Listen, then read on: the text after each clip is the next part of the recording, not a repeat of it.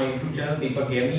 My name is Deepak और आज की इस वीडियो में हम लोग बात करने वाले हैं Indian air force XY group online requirement exam के बारे में।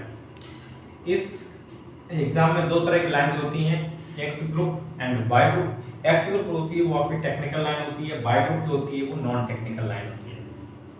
तो मैं आपको पहले बताता हूँ एक्स ग्रुप के बारे में। एक्स ग्रुप में अप्लाई करने के लिए आपको एजुकेशन लेवल में क्या होना चाहिए। Number 1 10+2 means intermediate exam physics and mathematics subject के साथ पास होना चाहिए किसी बोर्ड ऑफ इंडिया से, जिसमें आपके मिनिमम 50% मार्क्स होना चाहिए। और जो आपका इंग्लिश सब्जेक्ट है उसमें आपके मिनिमम 50% मार्क्स होने चाहिए। अगर कुछ स्टूडेंट जिन्होंने 10th के डायरेक्ट बाद किसी पॉलिटेक्निक प्राइवेट या गवर्नमेंट इंस्टीट्यूट में एडमिशन लिया है, वो लोग इस एग्जाम में अप्लाई कर सकते हैं, बशर्ते उनका जो 3 इयर्स का डिप्लोमा होता है उससे वो पास होना चाहिए और उसमें उनके जो मार्क्स है मिनिमम 50% मार्क्स होने चाहिए। फिर नंबर सेकंड हम लोग बात करते हैं ग्रुप बाई की। ग्रुप बाई जो नॉन टेक्निकल ग्रुप है उसमें आपकी फिजिकल एजुकेशन जो है वो आपकी 10+2 केवल इंटरमीडिएट किसी भी बोर्ड ऑफ इंडिया से पास होना चाहिए और जिसमें आपके मार्क्स मिनिमम 50% होने चाहिए और जो आपका इंग्लिश सब्जेक्ट है उसमें भी मिनिमम 50% मार्क्स होने चाहिए। और जो ग्रुप बाई में ऐसे स्टूडेंट्स भी कैंडिडेट अप्लाई कर सकते हैं जिन्होंने इनके पास 2 इयर्स का वोकेशन कोर्स होता है, उनका व्यवसायिक कोर्स पेशा जो होता है वो अगर उनके पास अवेलेबल है तो उससे भी वो आप अप्लाई कर सकते हैं। ये तो आपकी हो गई एजुकेशन लेवल में आपके पास 12th में कौन सा लिस्ट होने चाहिए। उसके बाद नंबर सेकंड हम लोग बात करते हैं कि आपके पास कौन कौन सी फिजिकल एलिजिबिलिटी होनी चाहिए। जैसे कि आपकी जो हाइट है वो 152.5 सेंटीमीटर होनी चाहिए, यानी 152.5 सेंटीमीटर होनी चाहिए। मिनिमम हाइट बता रहा हूँ मैं आपको। और उसके बाद जो आपकी वेट है, मिनिमम वेट वो 55 kg यानी 55 किलोग्राम होना चाहिए।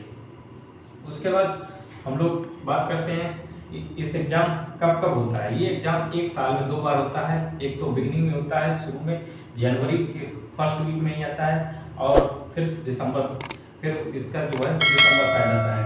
फिर हम लोग बात करने वाले हैं इसके बारे में कि इसमें कोई भी आपको कोटा नहीं होता है। जैसे कि आप किसी आर्मी में जाते हैं तो आपका उसमें कोटा लगता है या अदर वैकेंसीज हैं उनमें कोटा लगता है, लेकिन इसमें कोई भी आपका कोटा नहीं लगता है। कोई किसी को कोई यानी रिलैक्सेशन पॉइंट नहीं है। और जो आपका इसमें सिलेक्शन किया होता है वो एक एयरमैन के रूप में किया जाता है। हम सैलरी की बात करते हैं तो एक्स ग्रुप की जो सैलरी है वाई ग्रुप से 5-6 हज़ार रुपये ज़्यादा होती है। वो क्यों ज़्यादा होती है उसके पीछे रीजन यही है कि जो एक्स ग्रुप है वो टेक्निकल है, उसमें आपको इंजन में काम करना पड़ेगा, काफ़ी गर्मी में काम करना पड़ेगा। जो कि वाई ग्रुप जो है उसमें आपकी पोस्टिंग अच्छी जगह होगी, सूटेबल जगह होगी, इसलिए सैलरी में थोड़ा डिफरेंस आता है। फिर हम लोग बात करने वाले हैं लिमिट की। तो आपको मैं बता दूं कि आपकी मिनिमम जो एज है वो 17 साल की होनी चाहिए कैंडिडेट के पास, एंड जो मैक्सिमम एज है वो 21 साल के बीच की होनी चाहिए। और जो एग्जाम का टाइप कैसा होता है मैं आपको बता दूं, एग्जाम CBT होता है, माने कंप्यूटर बेस्ड टेस्ट होता है। आपको 45 मिनट कंप्यूटर पे टेस्ट होगा, उसके बाद आपका PFT होता है माने फिजिकल फिटनेस टेस्ट, उसके बाद आपका मेडिकल टेस्ट होता है, फिर उसके बाद आपकी ट्रेनिंग शुरू होती है। तो ये था एक एयरफोर्स के बारे में छोटी सी क्लिप्स थी जो मैंने करंटली पास 12th स्टूडेंट्स के बारे में बताई है। अगर आपको इसमें कोई भी और भी नॉलेज लेनी है या डाउट आता है तो आप हमें कमेंट्स में दे सकते हैं और लाइक कीजिएगा अगर आपको अच्छा लगा हो।